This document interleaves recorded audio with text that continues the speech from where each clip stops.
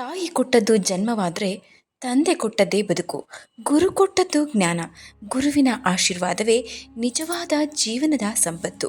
ಸ್ನೇಹಿತರೆ, ಗುರು ಎಂದರೆ ಕೇವಲ ವ್ಯಕ್ತಿಯಲ್ಲ, ಅವರು ಜೀವನಕ್ಕೆ ದಿಕ್ಕು ತೋರುವ ದಿವ್ಯ ಬೆಳಕು.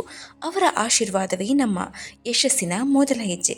ಅಂತಹ ಗುರುಗಳ ಆಚರಣೆಯ ಬಗ್ಗೆ ಇವತ್ತಿನ ವಿಡಿಯೋದಲ್ಲಿ ತಿಳಿದುಕೊಳ್ಳೋಣ.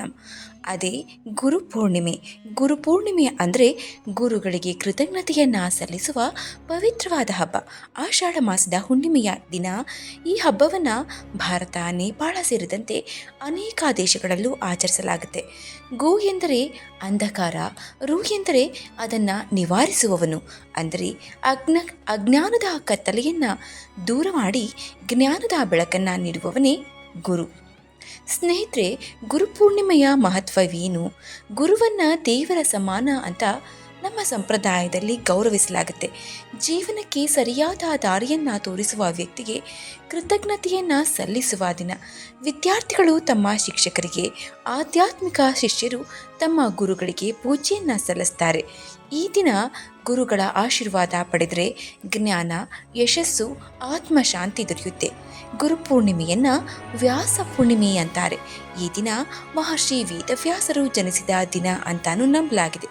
ಸ್ನೇಹಿತರೆ, ವೇದವ್ಯಾಸ ಮಹರ್ಷಿಗಳು ಜನಿಸಿದ್ದರಿಂದ ಈ ದಿನವನ್ನು ಗುರುಪೂರ್ಣಿಮಾ ಅಂತ ಕರೆಯಲಾಯಿತು. ಹಾಗಾದರೆ ಇವರ ಜನನದ ಹಿಂದೆ ಇರುವ ಕಥೆ ಏನು? ಇವರನ್ನು ಯಾಕೆ ಗುರುಗಳಿಗೆ ಮಹಾನ್ ಗುರುಗಳು ಅಂತ ಕರೆಯಲಾಗುತ್ತೆ?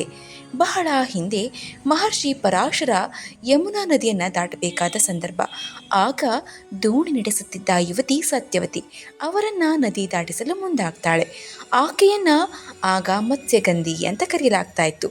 ಏಕೆಂದರೆ ಆಕೆಯ ದೇಹದಿಂದ ಮೀನಿನ ವಾಸನೆ ಯೋಜನಾ ದೂರದವರೆಗೂ ಬರ್ತಾ ಇತ್ತು. ಸತ್ಯವತಿಯ ಭಕ್ತಿ, ವಿನಯ, ಸೇವಾಭಾವವನ್ನು ಕಂಡ ಪರಾಶರ ಮಹರ್ಷಿಗಳು ಆಕೆಗೆ ಕೆಲವು ವರಗಳನ್ನು ನೀಡ್ತಾರೆ. ಅವರ ಯೋಗ ಶಕ್ತಿಯಿಂದ ನದಿಯ ಮಧ್ಯದಲ್ಲಿದ್ದ ಒಂದು ದ್ವೀಪದಲ್ಲಿ ದಟ್ಟ ಮಂಜು ಆವರಿಸಿತು. ಅಲ್ಲಿ ಸತ್ಯವತಿಗೆ ದಿವ್ಯ ಪುತ್ರನಾಗಿ ವೇದವ್ಯಾಸರು ಅವತರಿಸಿದರು ಎಂಬುದು ಪುರಾಣಗಳಲ್ಲಿನ ಕತೆ. ವೇದವ್ಯಾಸರ ತಂದೆ ಪರಾಶರ ಆದರೆ ಮತ್ಸ್ಯಗಂಧಿಯಾದ ಸತ್ಯವತಿ ವೇದವ್ಯಾಸರ ತಾಯಿ ಆಗ್ತಾಳೆ. ಜನಿಸಿದ ತಕ್ಷಣವೇ ಆ ದಿವ್ಯ ಬಾಲಕ ಯುವಕನ ರೂಪವನ್ನು ಪಡೆದು ತಾಯಿಗೆ, ನಿನಗೆ ನನ್ನ ಅಗತ್ಯ ಬಂದಾಗ ನನ್ನನ್ನು ಸ್ಮರಿಸು, ನಾನು ತಕ್ಷಣ ಬರ್ತೀನಿ ಎಂದು ಹೇಳಿ ತಪಸ್ಸಿಗೆ ಹೊರಡ್ತಾರೆ. ಅವರಿಗೆ ಕೃಷ್ಣ ದ್ವೈಪಾಯನ ವ್ಯಾಸ ಎಂಬ ಹೆಸರು ಬಂದದ್ದು ಏಕೆ? ಕೃಷ್ಣ ಅನ್ನೋದು ಅವರ ಮೈಬಣ್ಣ ಶ್ಯಾಮ ಬಣ್ಣವಾಗಿದ್ದರಿಂದ ಕೃಷ್ಣ ಅಂತ ಹೆಸರು ಬಂತು. ನದಿಯ ಮಧ್ಯದ ದ್ವೀಪದಲ್ಲಿ ಜನಿಸಿದ್ರಿಂದ ದ್ವೈಪಾಯನ ಎಂಬ ಹೆಸರು ಕೂಡ ಬಂತು. ನಂತರ ವೇದಗಳನ್ನು 4 ಭಾಗಗಳಾಗಿ ವಿಂಗಡಿಸಿದ ಕಾರಣ ವ್ಯಾಸ ಅನ್ನೋ ಹೆಸರು ಕೂಡ ಬಂತು. ಇದರಿಂದಲೇ ಅವರನ್ನು ವೇದವ್ಯಾಸ ಅಂತ ಕರೆಯಲಾಯಿತು.